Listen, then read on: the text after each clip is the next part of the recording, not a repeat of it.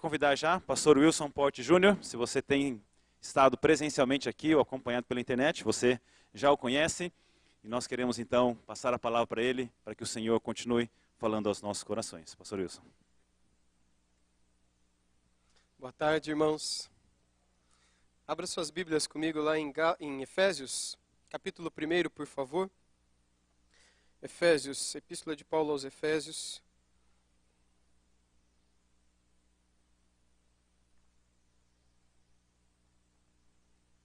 Eu gostaria de refletir com vocês, no início dessa tarde, um pouco a respeito da beleza da igreja e um pouco do seu papel no culto que oferecemos ao Senhor. A Epístola de Paulo aos Efésios talvez seja uma das mais impressionantes no que diz respeito à igreja. Paulo fala, desde o início até o final dessa epístola, a respeito da unidade da igreja, a respeito também do que a igreja deve conhecer a respeito das sãs doutrinas. Quando nós olhamos para a epístola de Paulo aos Efésios, o que nós encontramos é uma verdadeira declaração a respeito de tudo aquilo que nós deveremos saber, mas que, se soubermos e não colocarmos em prática, de nada vale para a nossa vida. Paulo, em todas as suas 13 epístolas, ele aborda várias doutrinas, mas surpreendentemente aqui em Efésios, todas elas estão ali presentes. Todas as doutrinas que ele aborda em todas as suas 13 epístolas, ele resume essas doutrinas todas na epístola dele aos Efésios. Só que colocando uma pitada extra, tentando mostrar aos Efésios como o conhecimento dessas doutrinas, sem o amor e sem a prática, e sem a prática daquelas virtudes cristãs que vêm, que brotam do conhecimento das doutrinas, é um conhecimento vazio.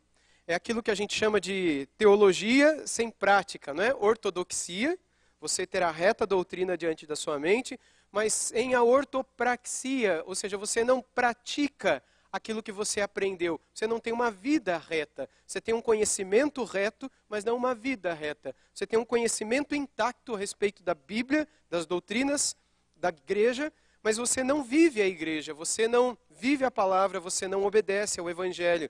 E Paulo está preocupado com essa separação que há nessa epístola, e ele escreve com o objetivo de mostrar a eles que todo conhecimento do Evangelho, todo conhecimento da doutrina, faria brotar naturalmente no nosso coração um desejo de louvar ao Senhor. E é por isso que, logo no capítulo 1 de Efésios, logo no versículo 3, ele começa uma adoração ao Senhor quando diz assim: Bendito seja o Deus e Pai de nosso Senhor Jesus Cristo, que nos abençoou com todas as bênçãos espirituais nas regiões celestiais em Cristo. Antes da fundação do mundo, Deus nos escolheu nele para sermos santos e irrepreensíveis diante dele. Em amor nos predestinou para ele, para sermos adotados como seus filhos, por meio de Jesus Cristo, segundo o propósito da sua vontade, para o louvor da glória da sua graça, que ele nos concedeu gratuitamente no amado. Há no coração do apóstolo Paulo um desejo de louvar ao Senhor pela glória desta graça que o salvou. E a partir daqui a gente percebe o quanto no coração de Paulo há um desejo de falar a respeito da beleza do louvor e da beleza do lugar onde o louvor acontece, que é a vida da igreja. Por isso eu te convido para o capítulo 2 de Efésios, e eu quero ler os versos 11 a 22 com os irmãos, que são os versículos-chave para tudo aquilo que eu pretendo falar nesse período com vocês, a respeito da beleza da igreja, quando ele mostra a unidade que existe na igreja e permite com que essa fale a mesma língua, cante o mesmo louvor, adore num mesmo tom, embora sejam feitos de tantas tradições, sejam tão diversos. A igreja é o único lugar onde nós podemos encontrar tamanha diversidade e ao mesmo tempo encontrar a beleza da unidade. E a gente lê assim, portanto, em Efésios capítulo 2, a partir do versículo 11. Portanto, lembrem-se de que no passado vocês eram gentios na carne, chamados incircuncisão por aqueles que se intitulam circuncisão. Irmãos, quem são aqueles que se intitulavam circuncisão mesmo? Vocês lembram? Eram os judeus, não é? Eram aqueles que se consideravam mais santos, mais salvos, porque eles tinham uma dieta alimentar correta, né, entre aspas aqui, eles possuíam marcas no corpo que eram agradáveis ao Senhor, no caso da circuncisão, eles tinham um calendário festivo religioso que agradava ao Senhor, que era o calendário lá de Levítico, então eles se achavam mais santos que o restante do povo. Eles eram considerados, portanto, os da circuncisão.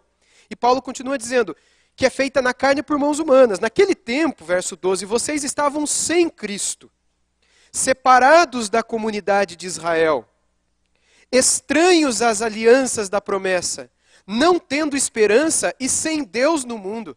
Vocês eram estranhos ao povo da aliança, estavam sem Deus, vocês não tinham vida. 13. Mas agora, em Cristo Jesus, vocês que antes estavam longe, foram aproximados pelo sangue de Cristo, porque Ele é a nossa paz. De dois povos, Ele fez um só, e na sua carne derrubou a parede de separação que estava no meio, a inimizade. Cristo aboliu a lei dos mandamentos na forma de ordenanças, para que dos dois criasse em si mesmo uma nova comunidade, fazendo a paz, e reconciliasse ambos em um só corpo com Deus, por meio da cruz, destruindo a inimizade por meio dela. E quando veio, Cristo evangelizou paz a vocês que estavam longe, e paz também aos que estavam perto, porque por meio dele ambos temos acesso ao Pai em um só Espírito. Assim, vocês não são mais estrangeiros e peregrinos, mas concidadãos dos santos e membros da família de Deus, edificados sobre o fundamento dos apóstolos e profetas, sendo Ele mesmo, Cristo Jesus, a pedra angular. Nele todo edifício bem ajustado cresce, para ser um santuário dedicado ao Senhor. Nele também vocês estão sendo edificados, junto com os outros, para serem morada de Deus no Espírito. Essa é uma das porções mais belas da palavra de Deus no que diz respeito à unidade da igreja, no que diz respeito à cruz e ao poder da cruz para nos unir. Aqui o que nós encontramos são judeus e gentios sendo unidos pela cruz. Ou seja, nos é apresentado o poder da mensagem da cruz. E sem dúvida, quando a gente fala de um assunto como esse, a saúde da igreja e a beleza da igreja, a igreja saudável e a sua beleza intrínseca, nós temos que pensar sempre na cruz. Porque o que traz beleza à igreja é a mensagem da cruz, a mensagem do Evangelho. Tal como lá em Romanos 1,16 Paulo escreveu, porque eu não me envergonho do Evangelho. Por que razão? Porque ele é o poder de Deus para a salvação de todo aquele que crê. Logo, o Evangelho é aquilo que traz unidade, que traz razão, vida e beleza para a igreja. E para compreender a beleza da igreja, é preciso esforço para que a gente se lembre como nos tornamos igreja. Nos versículos 11 e 12, aí de Efésios 2, nós lemos o seguinte, eu vou ler mais uma vez. Portanto, lembrem-se de que no passado, vocês eram gentios na carne, chamados incircuncisão por aqueles que se intitulam circuncisão. Paulo deixa claro, antes vocês, e aqui a gente se inclui porque nós também somos gentios, nós não somos judeus, nós estávamos separados. Na carne, ou seja, aonde se aplicava o sinal da aliança com Deus, estávamos separados, não tínhamos aliança. E mais, pior, estávamos sem Cristo, separados da comunidade de Israel, povo de Deus, a comunidade santa, a Assembleia dos Santos, estranhos às alianças da promessa, todos nós, não tendo esperança de salvação nem vida eterna e sem Deus no mundo. É isso que o verso 11 e 12 dizem. Antes, portanto, nós estávamos separados. E existe uma frase de um autor chamado Edmund Clooney, que escreveu um livro chamado A Igreja, foi publicado pela Cultura Cristã, em que ele tenta nos chamar a atenção para o fato de que a igreja e a sua beleza não nasceram no Jardim do Éden, muito menos na manjedoura onde o nosso Salvador nasceu. A beleza da igreja não está no Éden, ou não está em Belém. Eu falei Éden antes, eu já entreguei, né? A beleza da igreja não está em Belém, numa manjedoura onde o Salvador nasceu. A beleza da igreja está no Éden. Porque foi justamente lá em que o Senhor, pela primeira vez, profetizou o nascimento daquilo que seria a semente da igreja, ou seja, o Evangelho. Há duas expressões pelas quais Deus chama a sua igreja, tanto no Antigo quanto no Novo Testamento, tanto no hebraico quanto no grego. Mas antes de entrarmos nisso, o que está lá em Gênesis 3,15? O que acontece no Éden? Os irmãos lembram? Nós temos a criação do primeiro homem, da primeira mulher, do primeiro casal, e ali nós temos uma comunidade, embora pequena, mas uma comunidade já. E essa comunidade possuía comunhão com Deus. Havia ali um relacionamento com Deus, havia uma aliança com Deus. O homem e a mulher, tal como nós hoje aqui, naquele tempo, eles poderiam falar com Deus. Mas a liberdade e a intimidade que eles tinham era maior do que a que nós temos, porque eles podiam ter contato direto, próximo, eles viam a Deus. Deus vinha na virada do dia e falava com eles, eles tinham contato com os anjos, não havia pecado, não havia separação, não havia divórcio entre o céu e a terra. As coisas celestiais e as coisas terrenas eram uma só. Havia um casamento, não havia separação, não havia morte, não havia condenação, não havia nem sequer a ideia de que um inferno existiria naquela altura da humanidade. Deus sabia de todas as coisas, é óbvio, mas logo após a queda, logo após a desobediência do primeiro casal, nós vemos que ao invés de Deus se retirar e cumprir a promessa da morte, que inevitavelmente se cumpriria, Deus ele traz uma promessa no capítulo 3, versículo 15 de Gênesis, dizendo que da semente da mulher nasceria um descendente que esmagaria a cabeça da serpente e destruiria os efeitos do pecado, os efeitos do veneno da serpente na humanidade.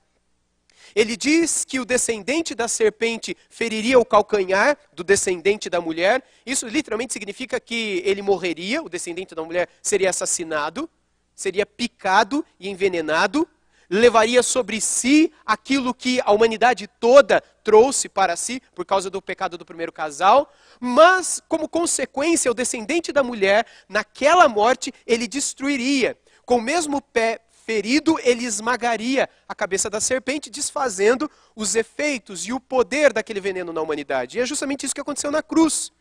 Na cruz do Calvário, o que Cristo recebe? Isaías 53 diz que sobre ele foram lançadas as nossas transgressões. O castigo que nos traz a paz foi colocado sobre ele. Ele foi traspassado pelas nossas iniquidades. Ele comprou, o apóstolo Paulo escreveu aos Romanos, dizendo que ele fez remissão dos nossos pecados. Ou seja, na cruz do Calvário, tudo aquilo que tem destruído a humanidade desde o seu início e que tem destruído a nossa vida desde o nosso nascimento, todo o pecado foi colocado sobre Cristo. Ali Satanás feriu o calcanhar do Filho de Deus. Ali ele tomou sobre si o veneno que um dia todos nós recebemos. Ali ele foi condenado, como Paulo escreveu também, ali ele se fez maldição em nosso lugar. Mas com a sua morte, ele destrói, com a sua morte pura, justa e perfeita, ele destrói o poder de Satanás sobre a humanidade. Ele faz remissão dos nossos pecados, ele é condenado em nosso lugar, ele nos substitui aos olhos de Deus e ele assume a nossa culpa para que, uma vez crendo nele e arrependidos de nossos pecados, por meio do poder daquilo que ele fez na cruz, nós pudéssemos ser salvos.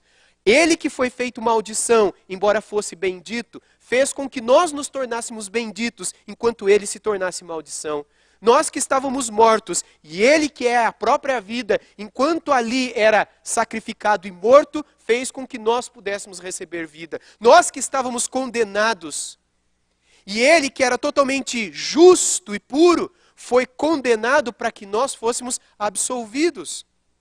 Nós que estávamos escravos e presos aos nossos vícios e pecados, e ele que é a própria liberdade, quando foi ali preso, libertou a todos nós. Ele tomou o nosso lugar. E a Bíblia diz que ali na cruz, portanto, e da mensagem que brota dessa cruz, brota a própria beleza da igreja. Mas quando nasce aquilo que acontece na cruz? Nasce no Éden. Quando Deus expressa a Adão e Eva, mais especialmente à mulher, que um dia o descendente dela desfaria o poder do pecado na humanidade. E a gente percebe isso no Antigo Testamento. A gente percebe que ao longo do Antigo Testamento, Deus começa a unir um povo para que por meio desse povo a semente da mulher pudesse nascer? Sim. No Antigo Testamento e no Novo Testamento nós temos um nome para esse povo. Ou como Deus gostava de chamá-lo, para essa assembleia. Esse é o termo mais usado em toda a Bíblia para destacar esse povo, assembleia. O termo hebraico é kahal, o termo grego é eclesia, as palavrinhas que são originais, E Carral, no Antigo Testamento, tem a ver com esse ajuntamento do povo. Essa assembleia dos israelitas, quando eles estavam unidos para adorar o seu rei, o seu Deus. E no Novo Testamento, a palavra eclesia tem a mesma ideia. E por meio dessas duas expressões, Deus chama a sua igreja. E quando a gente pega essa expressão do Novo Testamento, eclesia, que é uma palavra muito conhecida, que é traduzido por igreja, né? As duas palavras têm a ver com o verbo chamar, as duas palavras, elas têm a ver com uma assembleia real acima de tudo. Não se trata apenas de uma congregação, mas de uma assembleia de fato, para a qual as pessoas foram carral ou kalel, né? Chamadas. Sabe quando se faz uma convocação, seja eclesiástica da igreja, uma assembleia que vai acontecer tal dia, ou uma assembleia nacional, assembleia constituinte, ou uma convocação para um plebiscito, onde todas as pessoas são chamadas a se unirem em prol de alguma coisa que é comum a todas elas, essa convocação geral, onde há um chamamento público e as pessoas vêm. A palavra carral e eclesia, as palavras que expressam o povo de Deus, estão envolvidas com esse chamamento. Tanto no Antigo Testamento quanto no Novo Testamento é um chamamento. E é interessante que lá no Antigo Testamento a gente encontra essa palavra quando o povo de Israel está diante do Monte Sinai. E ali está a assembleia, o carral de Deus, o povo de Deus. E é interessante que este povo é o povo que é descendente de Jacó, de Isaac e de Abraão, que agora estão divididos em várias tribos e que agora formam todo esse povo no meio do qual viria o Messias. Depois ali do Monte Sinai, onde toda a congregação, toda a Assembleia dos Santos está diante de Deus, nós encontramos mais adiante no livro de Josué, lá em Siquém, no último capítulo de Josué, capítulo 24, toda a congregação dos filhos de Israel reunidos também, para receberem do Senhor uma palavra através de Josué. Nós vemos ao longo de todo o Antigo Testamento a obediência a Levítico 23. Levítico 23 prescreve as festas, como tabernáculos, festa da Páscoa, festa das cabanas e outras festas que os judeus celebravam todo ano.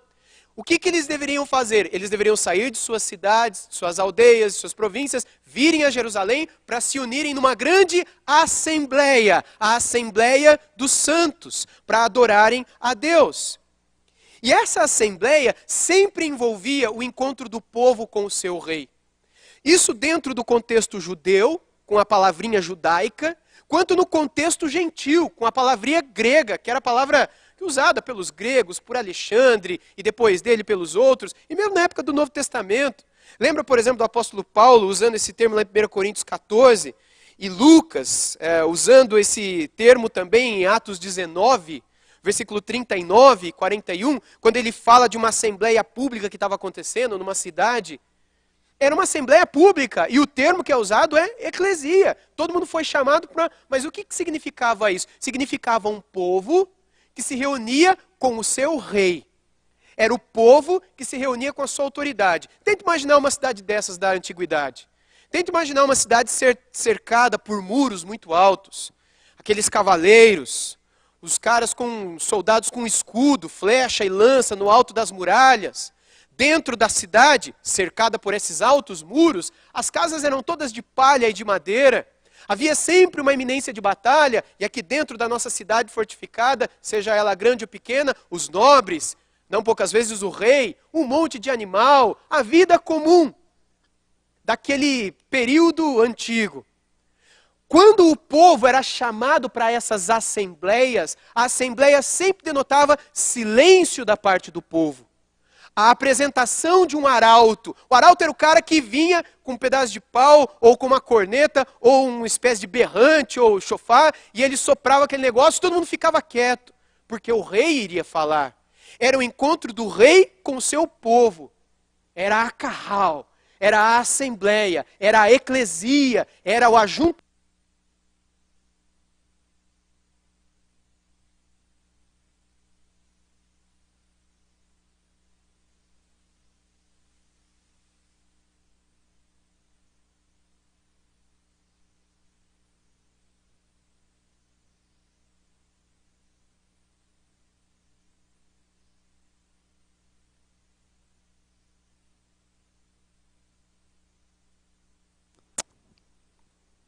Obrigado, irmão. Portanto, quando a gente tem em mente a ideia do que é a igreja e onde está a beleza da igreja, a gente sempre tem que ter essa ideia na nossa mente. É o ajuntamento de um povo, como nesses povos da antiguidade, essas tribos, essas nações, essas pequenas cidades, onde a população está diante do rei que vai falar com eles.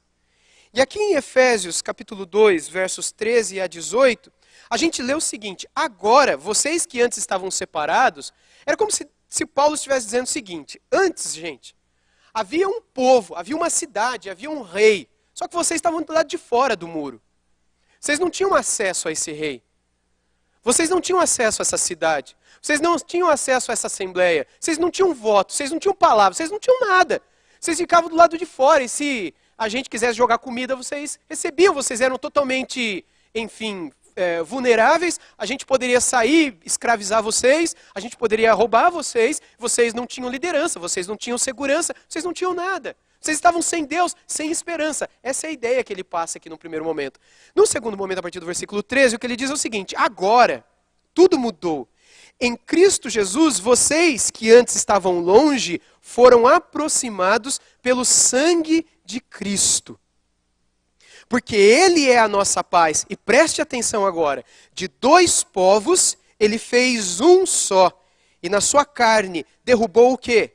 A parede de separação que estava no meio. A inimizade. Ou seja, agora, em Cristo, não há mais separação. No verso 15 ele diz: Cristo aboliu a lei dos mandamentos na forma de ordenanças para que dos dois criassem em si mesmo uma nova humanidade. Não se trata mais de gentios e judeus.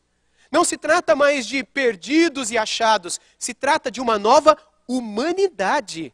E essa expressão é muito forte. Trata-se de um resgate ou uma restauração daquilo que existia no jardim do Éden. É um novo ser humano. Não é um novo Israel. Não é uma nova assembleia, um novo carral ou uma nova eclesia. Trata-se de uma nova humanidade. E vocês fazem parte disso. Quando ele diz, ele fez a paz, e no 16, e reconciliasse ambos em um só corpo com Deus por meio da cruz, destruindo a inimizade por meio dela. Ou seja, agora pela cruz nós fomos unidos. Esse inclusive é o título do meu livro, Unidos pela Cruz, que é um comentário em Efésios, e tem esse título justamente por causa desse trecho aqui. Porque nós, nessa nova humanidade, fomos unidos por sua cruz, a fim de que não mais inimigos de Deus e do povo de Deus, agora pudéssemos ser unidos uns aos outros, e por meio dessa amizade que agora ele construiu entre nós, nós pudéssemos ser o povo de Deus na terra. Deus conduziu, gente, o seu povo, a sua assembleia, do Egito até o Sinai, depois do Sinai até o Sião, depois do Sião até o Calvário em Cristo. E aí então do Calvário, Deus tem conduzido a sua assembleia a todos os confins da terra. E aqui estamos nós, como parte dessa assembleia de Deus, dos santos de Deus em toda a terra, até o dia em que Ele voltar, até que a sua glória cubra toda a terra como as águas cobrem o mar. Note essas palavras que estão nos seguintes versículos. Versículo 14. Ele fez a paz. No verso 17 diz, Cristo evangelizou a paz. No verso 18 nós lemos, temos acesso ao Pai. Entenda que a beleza da igreja, que é o tema aqui dessa nossa reflexão, está na presença daquele que está aqui. Por que a igreja é bela? Por que existe beleza na unidade dos santos? Por causa da presença de Cristo nela. Porque o Rei está presente. Não é apenas porque a gente participa de uma reunião na qual nós temos uma boa música, na qual nós temos um bom ambiente, um ambiente gostoso e pessoas agradáveis. Não é só isso. O ponto principal que dá destaque a esta assembleia, tal como era aquelas do passado, é a presença do Rei. Dessa mesma forma, o Senhor esperava que o seu povo visse a sua igreja. A igreja do Senhor, ela deve sempre se ver como a união de pessoas que continuamente vão para um lugar para se encontrar com o seu Rei. Nós não apenas participamos de uma reunião na qual o nosso Senhor está presente, mas Ele vem através do seu Espírito a nós nessa presença. O Rei está sempre presente em sua assembleia. Seja essa assembleia composta de 2, 3 pessoas, seja essa assembleia composta de 20, 40, 2.000, 100.000 pessoas. O que traz beleza a ela é a presença do Rei, e o Rei sempre está presente entre os seus servos. Por isso a gente diz, Santo, Santo, Santo. É por isso que com os anjos, que estão também sempre presentes na Assembleia dos Santos, nós cantamos que Ele é santo, como aconteceu naquela Assembleia de Isaías, capítulo 6. Vocês lembram? Lembram? Quando Isaías tem a visão do trono, da glória do Senhor, quando ele recebe o seu chamado para ser um profeta, o que acontece ali? Isaías tem uma visão de vários anjos que estão adorando o Senhor no céu. O que acontece ali é uma assembleia. A presença de seres pessoais na presença do seu rei. E o que há é a adoração. Deus está presente sempre com o seu povo. Seja numa igreja doméstica, como nós estamos aqui, ou numa igreja doméstica como a gente tem em casa, por exemplo, quando você está reunido com a sua família, ou quando você está numa pequena comunidade, um grupo pequeno, um núcleo de estudo bíblico, uma célula, chame como você chamar, aquele grupo que se reúne numa casa para ler a Bíblia, estudar a Bíblia, orar, evangelizar, seja numa igreja reunida numa casa, seja numa igreja local, urbana, tal como nós aqui estamos, seja numa igreja rural, seja na igreja universal, na igreja inteira, que comporta todos os cristãos presentes no mundo inteiro, seja na igreja celestial, ou seja, os nossos irmãos e irmãs que já foram para o céu e que estão adorando o Senhor já lá na glória, Deus, na pessoa do seu Filho bendito, sempre está presente no meio do seu povo. E isso é fantástico. Nos versos 19 a 22, nós lemos que assim vocês não são mais estrangeiros e peregrinos. A beleza da igreja está em que Ele agora nos inclui para dentro desses muros, para que a gente então possa celebrá-lo. Vocês não são mais estrangeiros, nem peregrinos, mas concidadãos dos santos e membros da família de Deus. Gente, isso daqui é tão forte, é tão especial. Enfim, quando Deus ele conduziu o seu povo do Sinai até o Sião, quando eles saíram ali do Egito e vão para o Sinai, recebem a lei dos 10 mandamentos, aí eles caminham 40 anos no deserto até chegar em Jerusalém, lá no Monte Sião, Deus ensinou muita coisa para eles. Deus, ele não só veio para se encontrar com o seu povo, mas também para morar com o seu povo. Deus veio o tempo todo para dizer coisas, dar a lei, dar as instruções, como é que tinha que ser a família, como é que tinha que ser as leis, como é que tinha que tratar quem matava, como é que tinha que tratar quem roubava, como é que tinha que tratar a questão dos impostos, como é que tinha que ser a adoração, como é que tinha que construir o tabernáculo. Tudo Deus disse certinho como é que tinha que ser. Quando eles tinham que ir, quando eles tinham que parar, quando eles estavam com fome, de onde vinha a comida, como é que eles iam cozinhar. Tudo Deus falou. Mas Deus não queria apenas dar a eles o conteúdo para eles saberem como viver. Deus queria viver com eles. Na ideia de igreja, na ideia de sermos uma assembleia, de sermos o povo de Deus, a beleza de sermos o povo de Deus não está apenas de termos um rei que nos diz, façam isso, façam aquilo, isso pode, isso não pode. A beleza da igreja está no fato dele ter vindo morar conosco. Deus não deu apenas instruções ao seu povo no deserto. Deus veio morar com o seu povo no deserto, ao longo de todo o deserto no Sinai. O verso 20 diz, edificados sobre o fundamento dos apóstolos e profetas, sendo ele mesmo Cristo Jesus a pedra angular. A gente está edificado nele. E olha isso, nele todo edifício bem ajustado cresce para ser o santuário dedicado ao Senhor. Nele também vocês estão sendo edificados junto com os outros para serem morada de Deus no Espírito. Deus quer morar conosco e aí está a beleza da igreja. Como eu disse para vocês ontem à noite, a igreja deve sempre ser pensada em termos de pessoa, não em termos de instituição.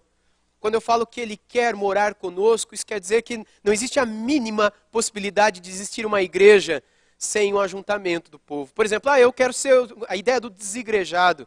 A ideia de eu achar que eu posso servir a Deus, mas eu não preciso ser membro de uma igreja. Eu posso ficar na minha casa, eu posso ligar o YouTube, colocar um pregador lá para ouvir, uma banda de louvor para eu cantar, eu posso mandar a minha oferta para um missionário em algum lugar e está tudo bem, eu sou igreja. Não, você não é igreja. A igreja envolve eu estar junto de outras pessoas, envolve uma assembleia, envolve um ajuntamento, envolve o encontro de um povo com o seu rei, envolve um rei que mora não com você sozinho lá na sua casa, mas um rei que mora com o seu povo e que tem delícias em viver, em morar, em habitar com o seu povo. Tanto o tabernáculo quanto o templo do Antigo Testamento nos recorda que Deus espera a santidade daqueles que vão morar com Ele. Lembra das várias parábolas? E eu quero focar nisso já para a parte já final da nossa reflexão. Há várias parábolas no Novo Testamento nas quais Jesus tenta mostrar a mesma coisa. Ele tenta mostrar isso por meio da parábola do filho pródigo. Quando aquele menino sai de casa, pede uma parte da sua herança, o pai dele dá um monte de dinheiro para ele, ele vai e gasta tudo aquilo com pecado, com coisa errada, depois ele volta para casa fedendo, tudo cheio de cheiro de xixi, de cocô, ele volta sem dinheiro nenhum, sem calçado no pé, sem nenhuma joia ou bem que o pai tinha dado a ele, descabelado, fedido, nojento, tendo vivido e alimentado porcos. Vocês lembram dessa história que Jesus contou? Era mais ou menos assim, né? E aí quando Jesus conta que ele volta para casa, o que é que o pai faz com ele no retorno? O pai o abraça, o pai o recebe, o acolhe e celebra com alegria a volta do seu filho. E essa parábola, ela tem paralelo com outras parábolas, que talvez evidenciem um pouco mais o ponto de Paulo aqui, que são aquelas relacionadas ao castelo, ou à morada real. Quando, por exemplo, o Senhor Jesus, numa de suas parábolas, ele conta que um rei, ele quis dar uma grande festa, um grande banquete, e ele convida pessoas para esse banquete, para essa festa, ele prepara uma mesa, e aí então os seus servos saem convidando pessoas, mas aí as pessoas fazem o quê? Elas rejeitam. E uma a uma elas dão desculpas. Não, eu não posso ir, porque eu comprei uma casa e preciso lá, um terreno, preciso lá conhecê-lo. Eu comprei uma junta de bois e preciso ir lá experimentá-la. E outros, não, eu casei e eu não tenho como ir na festa. E aí então o rei indignado diz aos seus servos, bom, saiam pelos becos, pelos caminhos, pelas encruzilhadas, encontrem os cegos, os coxos, os perdidos, os pobres, e os convide, force-os a entrar, até que a minha casa esteja cheia. Numa outra parábola, num texto paralelo também nos evangelhos, diz que o servo trouxe gente, e o seu senhor disse, mas ainda há lugar? Assim, ainda há lugar, então vai e traga mais gente. E qual é a figura? Eu gostaria muito que vocês tentassem imaginar a figura aqui. Imagina que nós estamos ouvindo isso de Jesus. E imagina que de fato existe um rei. E imagine que de fato existe um castelo. E imagine que nós não moramos nesse castelo. Nós não somos filhos desse rei. Nós sonhamos em conhecer esse palácio. Nós sonhamos em comer a comida que o rei come. Mas a gente come aquele mingau do dia a dia. A gente bebe aquela água barrenta, não o vinho real. Não a água pura do rei, não os banquetes reais, não com as roupas reais, mas a nossa roupa é mais ou menos, a gente toma banho quando dá. E a gente vive aqui na rua, pé sujo, cheiro de animal. A gente vive a vida aqui. Agora imagina que nós não somos simplesmente cidadãos, plebeus, mas nós somos pior do que isso, nós somos mendigos vivendo numa sociedade dessa. Imagina que a gente vive solto, jogados à margem, tal como vivia aquele filho pródigo, quando a situação dele estava feia.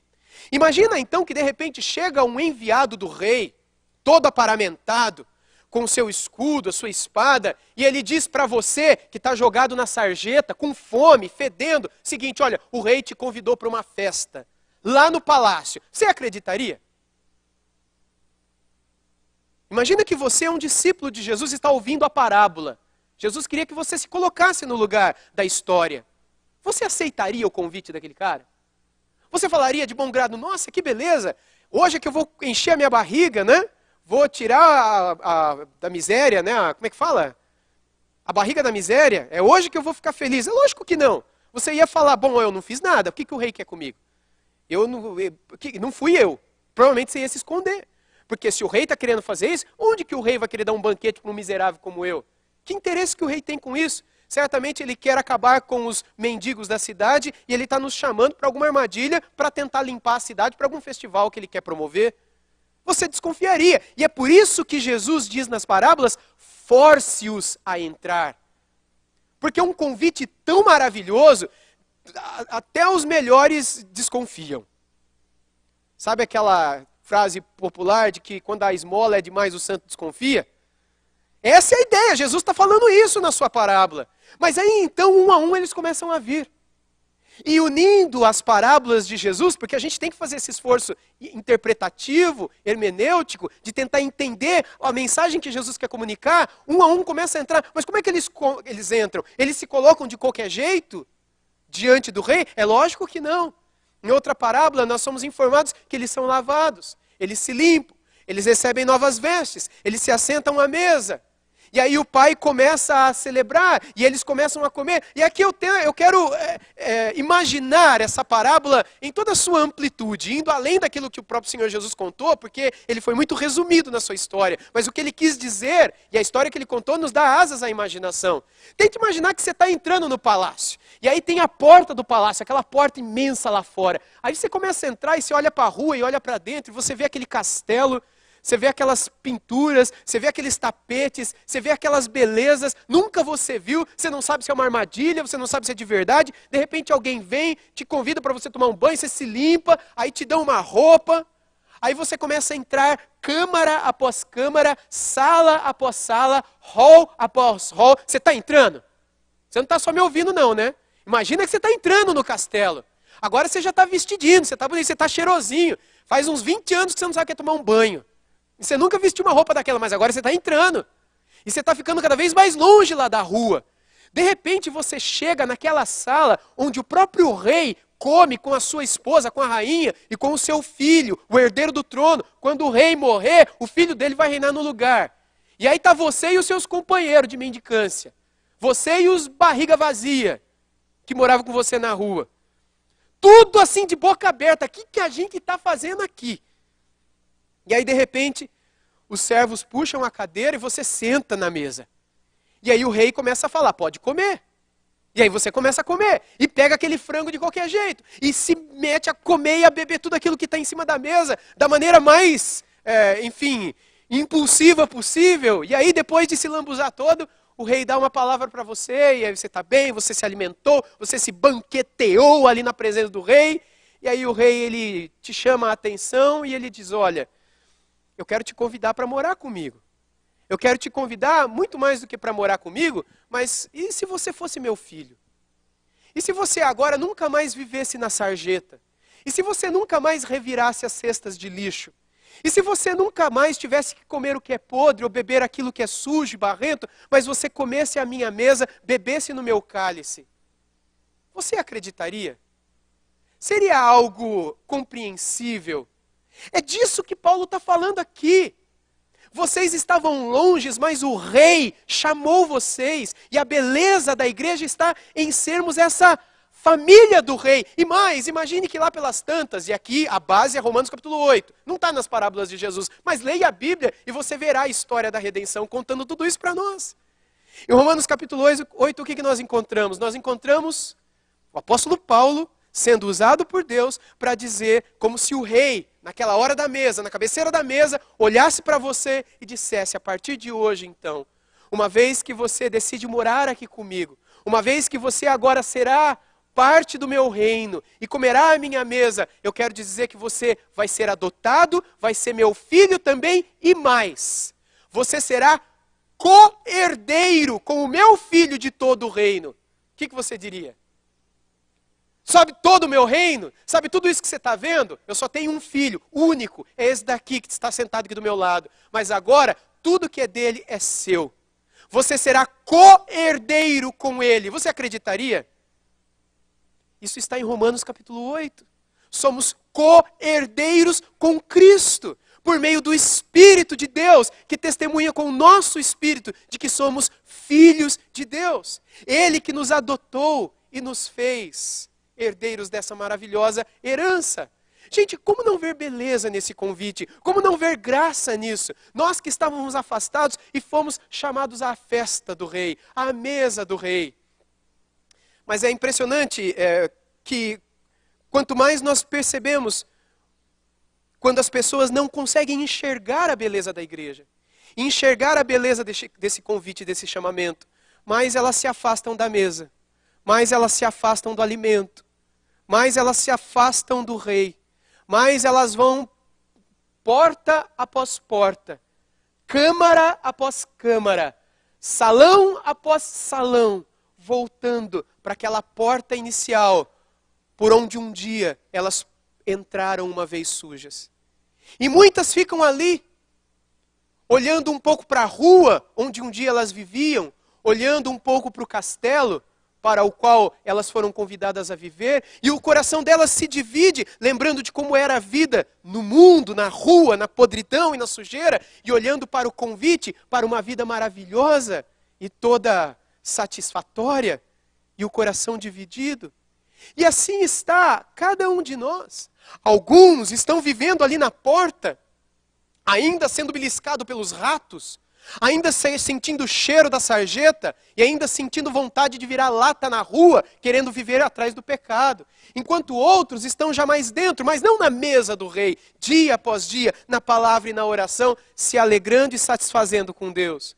Outros estão no meio do caminho, outros estão numa sala, um pouco mais longe, mas dentro do castelo. E assim o castelo possui muitas moradas. E dependendo de onde nós estamos, nessas moradas dentro do castelo, mais beleza ou menos beleza vemos na vida com o rei. E mais beleza ou menos beleza vemos na igreja de Deus. Quanto mais perto da mesa do rei, mais beleza vemos no seu povo. Mais beleza vemos nesse chamamento. Mais convicção temos de que ele espera que nós investamos tudo na saúde desse povo.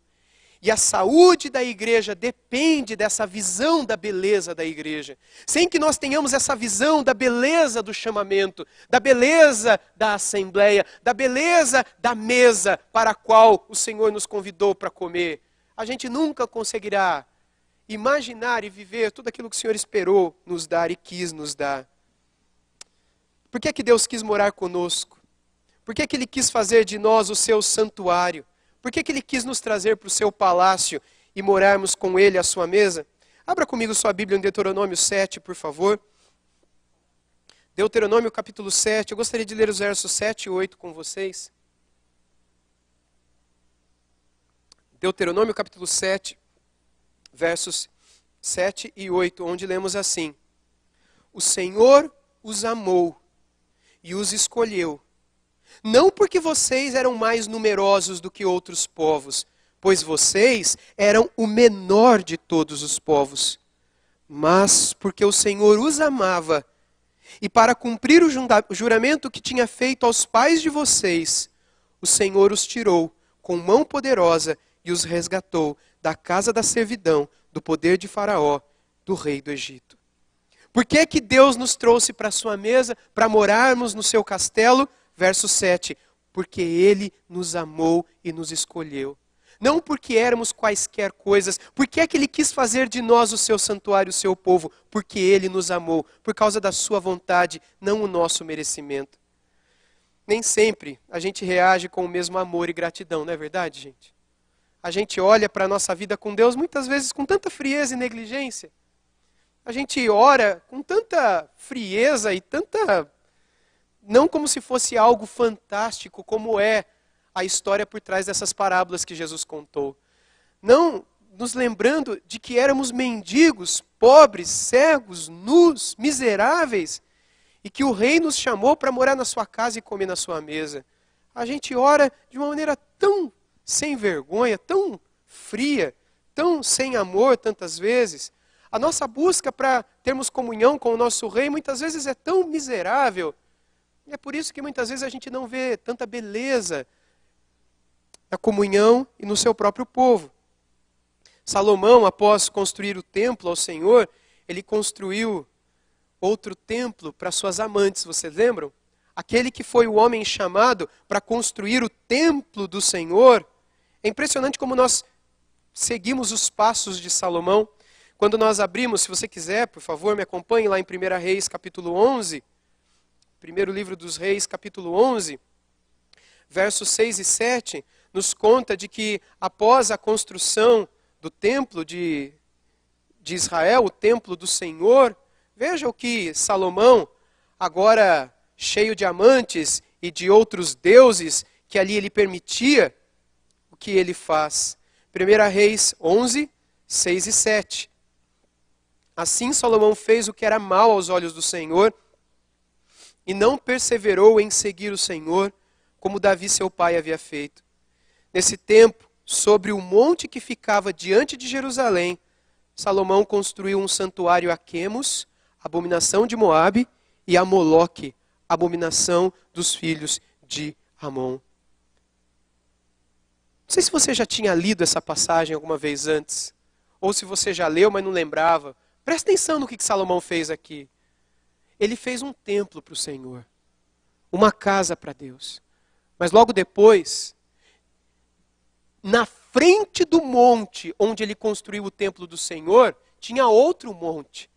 E naquele monte lá na frente, ele construiu outros 2 templos, a outras 2 divindades, a outros 2 ídolos, a Quemos e a Moloque. Ou seja, esse coração idólatra presente na vida de Salomão também pode existir na nossa vida. Esses deuses que eram deuses adorados entre os moabitas e os amonitas e que foram construídos no Monte das Oliveiras, onde o nosso Senhor Jesus, antes da sua crucificação, orou, foi a gota d'água para que Deus então dissesse que o reino seria dividido e que aquele povo não mais ficaria unido. Portanto, dos versos 9 a 13, o que nós encontramos aí no mesmo texto de 1 Reis 11, é Deus dizendo que o reino nunca mais seria o mesmo, por causa daquilo que ele estava fazendo. A consequência disso, eles seriam levados para o cativeiro. Por que de tudo isso? Porque aquele que é capaz de entrar na casa de Deus, aquele que é capaz de fazer parte do povo de Deus, aquele que é capaz de ouvir o chamamento do Senhor para fazer parte da sua igreja, é a mesma pessoa que com esse ouvido ouve o chamado do Senhor, com esse ouvido aqui ouve o chamado do mundo. Que enquanto está aqui ouvindo o que as pessoas na igreja dizem a respeito de obedecer a Deus, com esse outro ouvido está ouvindo o que a televisão diz, o que a internet diz, o que seu próprio coração pecaminoso diz. Enquanto aqui eu construo um templo em Jerusalém, aqui eu construo um templo no Monte das Oliveiras. E aí eu divido o meu coração, e o reino se divide, o coração se divide, e a consequência é o cativeiro. A consequência é que o reino do norte foi para a Síria, cerca de 200 anos depois. E cerca de 300 anos depois, o reino do sul, o reino de Judá, foi para a Babilônia. E lá na Babilônia, como Deus é maravilhoso, Deus chama um outro profeta, um homem chamado Ezequiel, no livro do profeta Ezequiel, e ele tem uma visão. E nessa visão ele vê um vale de ossos secos. E esse vale é o vale da morte, é o cemitério daquela época. É onde os leprosos e outros indigentes que morriam eram lançados e os ossos deles apodreciam ali. Ezequiel tem uma visão desse lugar podre, nojento, do qual a população passava longe. Ezequiel tem uma visão daquele lugar, e Deus pergunta para Ezequiel, o que você está vendo? Ele fala, eu estou vendo um vale de ossos secos. E aí Deus diz, o que você acha que vai sair daí? Daí não sai nada, em outras palavras, né? E aí Deus diz, senta e fica olhando. Você vai ver o que eu vou fazer desse negócio aí. Porque quem que era aqueles ossos secos? Aqueles ossos secos era o seu povo. O povo que ele amou e tirou do Egito. O povo que ele tirou da rua e colocou na sua mesa para comer do seu banquete, beber do seu cálice e ser co-herdeiro com seu filho. Esse povo agora estava vivendo uma vida podre. O seu povo que foi limpo, que foi revestido, que foi purificado, que agora foi aliançado com ele e foi feito filhos dele, agora estava vivendo na podridão. E aí Deus dá essa visão, mostrando para Ezequiel, vê o que vai acontecer. E aí então os ossos começam a se mexer. E aí começa a aparecer músculo, começa a aparecer veia, começa a aparecer nervo, começa a aparecer pele. E de repente tudo aquilo começa a se juntar, e aqueles ossos ganham carne, e aquelas carnes ganham vida, e no meio de tudo aquilo um exército se levanta. E Deus diz, é isso que eu vou fazer com o meu povo. Sabe o que é isso? É um Deus que nos ama e o tempo todo quer nos trazer da sarjeta para a sua mesa. Que o tempo todo quer nos trazer da comida podre e da vida sem vida. Da vida vazia, da vida sem sentido, da vida muitas vezes de frustração, para a vida de alegria e festa, para a vida de satisfação e delícias na sua presença. A nossa redenção é um ato de pura misericórdia da parte de Deus. Na minha conclusão, eu quero dizer para vocês que nós, mediante o que Paulo afirma aqui a respeito da beleza da igreja, desse povo que é unido pela cruz, nós somos chamados e desafiados a louvarmos por fazermos parte dessa história. Nós somos parte, cada um de nós, dessas pessoas que ao longo de milhares de anos têm recebido o privilegioso convite de se assentarem à mesa do Senhor, de serem filhos do Rei e de um dia habitarem para sempre em seu castelo. Nós somos parte daqueles que temos feito ídolos, temos feito os outros altares do lado de fora do templo do Senhor, mas que agora somos chamados para entrarem na presença do Senhor e abrirmos mãos de tudo aquilo que nos afasta do Senhor. Mas será que, mesmo deixando o mundo e o pecado, ainda não estamos ali na porta, olhando para fora, querendo ainda assim ter aquela antiga vida? O convite do Senhor, eu creio que o despertamento que Ele quer nos dar por meio de uma passagem como essa, é que a gente sempre olhe para trás com arrependimento, e que a gente sempre olhe para Cristo com gratidão e amor, que a gente possa clamar para que Ele nos perdoe, para que Ele nos prenda a si mesmo, para que Ele nos faça parte da beleza que há no seu templo. Afinal de contas, aquilo que o apóstolo aquilo que o apóstolo Pedro escreveu nas suas epístolas, faz parte da nossa história também. Cristo está edificando a sua igreja, tijolinho por tijolinho, por meio dessas chamadas pedras vivas, que Ele está colocando nesse edifício que Ele constrói, até que ele esteja perfeito e completo, e então Ele possa morar para sempre com estes. Fazendo parte desse povo, há uma vida que se espera de nós. É a mesma vida que Deus esperava na sua assembleia no Antigo Testamento. A vida de santidade, sermos o lugar onde o santo mora, sermos o próprio santo dos santos, sermos esse lugar onde a pureza e a beleza do Senhor habita. Sermos aquele que, com sinceridade de coração e com gratidão, deseja desfrutar não só dos benefícios dessa salvação, mas das maravilhas também dessa pureza.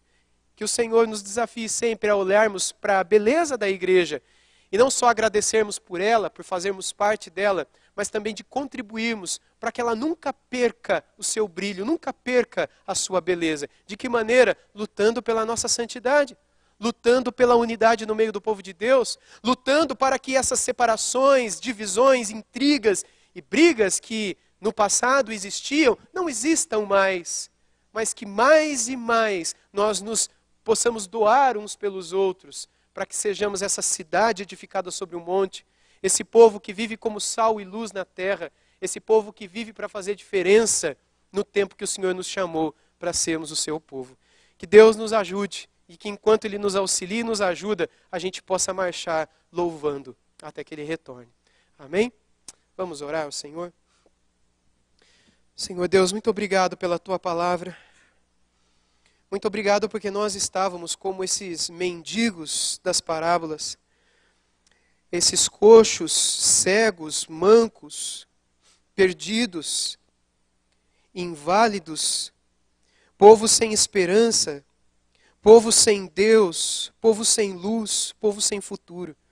Mas o Senhor nos chamou à sua mesa, nos chamou a um banquete celestial e nos transformou em filhos do Senhor, fez de nós co-herdeiros com o teu único filho e deu a nós aquilo que jamais imaginaríamos receber. Graça tua, misericórdia, fidelidade. Muito obrigado, Senhor Deus, por tudo isso que o Senhor tem derramado sobre nós. Obrigado por podermos encontrar na beleza da igreja a presença do próprio Senhor morando conosco aqui. Obrigado, Senhor, que o Senhor nos ajude, portanto, não somente a vivermos com o coração sempre gratos por tudo aquilo que o Senhor fez e continua a fazer em nossas vidas e por nossas vidas, mas que o Senhor também nos ajude a a nos prendermos a Ti, a esta mesa, a este banquete. A jamais, ó Deus, desconfiarmos de que a velha comida, a velha vida, o velho lar, serão ou trarão prazer novamente para o nosso novo coração, tal como esta mesa agora nos traz. Que nós jamais venhamos a negligenciar a mesa do Senhor, trocando-a pela mesa dos demônios, na qual no passado nós nos banqueteávamos, ó Deus, com tanta tristeza e desgraça e desesperança.